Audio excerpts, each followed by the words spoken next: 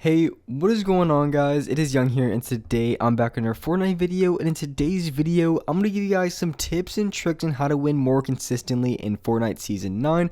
I'm going to be going over a lot of key things that you guys need to do every single game in order to win very consistently in Season 9. And before we get into the video, I have a weekly V-Buck giveaway. I'm going to be giving away V-Bucks every single Friday, and if you guys want a chance to win some free V-Bucks, all you guys need to do is to drop a like on this video. Make sure you guys subscribe to my channel and as well subscribe to my second channel. I post a ton of really good content on there, so make sure you guys do subscribe.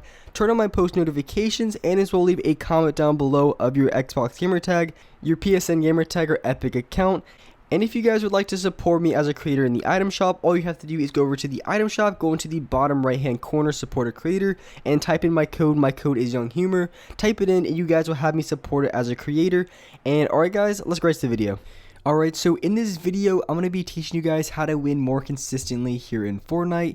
And for the gameplay you have in the background, it is an 18 kill game that I had just the other day. So a super high kill game, super entertaining game. So make sure you guys stay to the end of the video. I absolutely went off.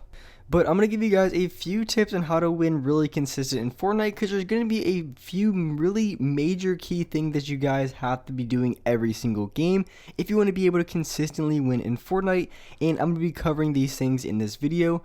So starting out, when it comes to the landing location, I think this is really important, and there's definitely a few ways I go about it. Of course, the first thing that you have to look at is the bus route and seeing where it's going to go, and of course, the earlier you jump off of the bus, typically the more people it's going to be. So if you come from an area where the bus is going straight over Mega Mall at the beginning, more than likely there's going to be a lot of people that go there, as opposed to going to Snobby Shores at the very end.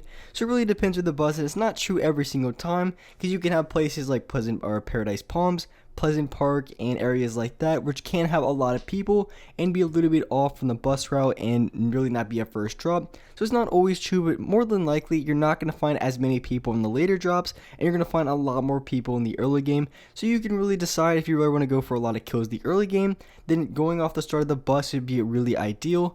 And if you want to go for a little bit less kills, a little bit more passive, maybe get like 1 or 2 kills at the beginning, then you can land somewhere at the end of the bus, and you're probably not going to find as many people there. And I think the next really important thing to talk about is a good rotation, and this is honestly one of the most important things you guys need to know if you want to be able to be very consistent in Fortnite when it comes to winning. And so having good rotation, and that could mean a lot of things. And first of all, of course, it's going to be a little bit different from every landing location that you land at, so you want to have a go-to rotation from just about every single spot. And really the main spots, if you like to go Paradise Palms, Pleasant Park, Tilted Towers, Mega Mall, all those locations, for me personally, I have a go-to route every single time. Like for instance, when I go Paradise Palms, I go to Paradise Palms, get a few kills, and then immediately after I take the rift all the way up to Salty, or sometimes, or more than likely, I end up going to Mega Mall because there's usually like a team or two there, and then immediately after I take the slipstream over to Salty and fight whatever team's in there. If not, then I head over to Dusty Divot, and say if I go to Mega Mall, usually I don't head over to Paradise Palms, I go straight to Salty or Dusty, and I fight the teams over there. If I go to Pleasant Park, I'll take the rifts, and I'll go straight to the middle, because the middle for me personally in Season 9 has been an area where there has been a lot of people, a lot of traffic in the mid game, and more than likely you're going to find a team or two in Loot Lake, or whatever it's called right now. So there's going to be a team or two that's going to be in there pretty much the majority of the game. You can count on it. So that's an area I think would be really good for a mid-game rotation if you want to go for a good amount of kills. And also a really good way to be very consistent in the early game is something that I do a ton. And say I'm going Tilted Towers, when I'm flying in the Tilted Towers, I'm going to look for a gun. I think a gun or shield is going to be the two best things to land on. If you feel like you have a trouble getting a lot of shield in the early game, you want to try to get the best shot you possibly can and to look for shield, and that might mean that you have to land at the outside, or maybe you have to land at the most populated building, but at least you know you're going to be getting shield from that situation.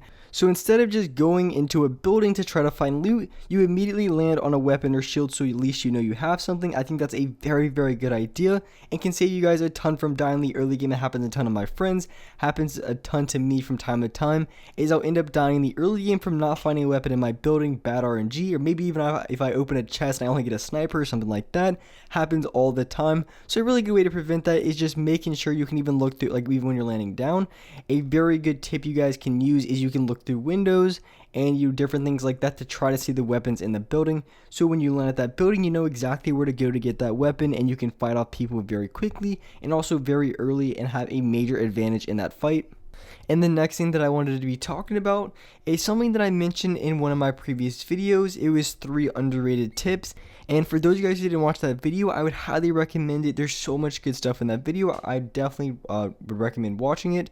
But there's one tip in particular that I talked about in that video that I think needs to be said again. It's super important and super efficient if you want to be able just to win gunfights.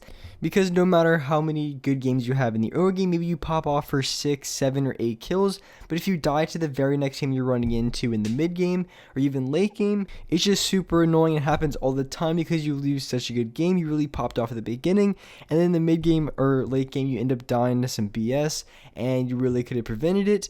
And one of the things that I talked about in that video is before even going into the gunfight, one of the best things that you can do, and this applies to every situation no matter what kind of gunfight you're going into, this is going to be the absolute best way to go about it, is every single time before going into the fight, if possible, you want to try to give yourself a high ground advantage.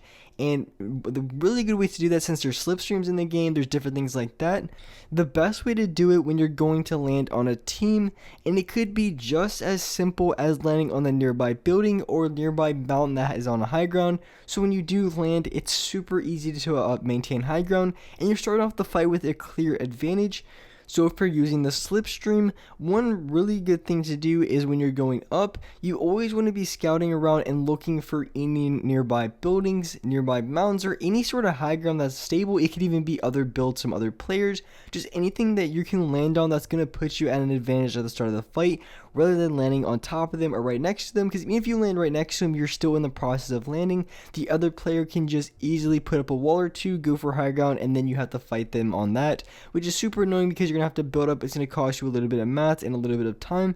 So at the start of the fight, if you would have landed a little bit higher and went from there, it would have saved you a ton of time, a ton of mats, and really just in every single way possible in that fight.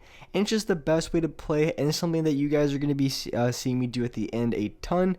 And even if you're not right next to a slipstream, you can even use a launch pad to go for high ground. That's something that I did in this gameplay at the very end. I always went for high ground off the start every single time, but there was one case where the guy was a little bit above me. He was like 4 or 5 stories above me, so I used a launch pad and I ended up launching above him, which actually gave me the high ground to win that fight. You guys are going to see that at the end of this game, and it was very useful, very effective, and just going for high ground right at the start saved me a ton of mats, a ton of time, because otherwise would have been build fighting for I don't even know how long. It just would have been a really long and dragged out fight if I would have not used that launch pad and actually try to build up and go from high ground that way. Because no matter how many high ground retakes anything like that, it doesn't really matter, because at the end of the day, you're still going to be burning a ton of mats trying to build up. And if you're going against someone who's equally as good, or even at the same, or even just an above average builder, they're not going to give up high ground very easily. They're going to be continuously building up, not going for as many shots, and it's just going to be a super dragged out long gunfight. We're going to be losing a ton of HP, shields, and also mats after that fight, and you also do risk the chance of getting third party the longer you are in that fight.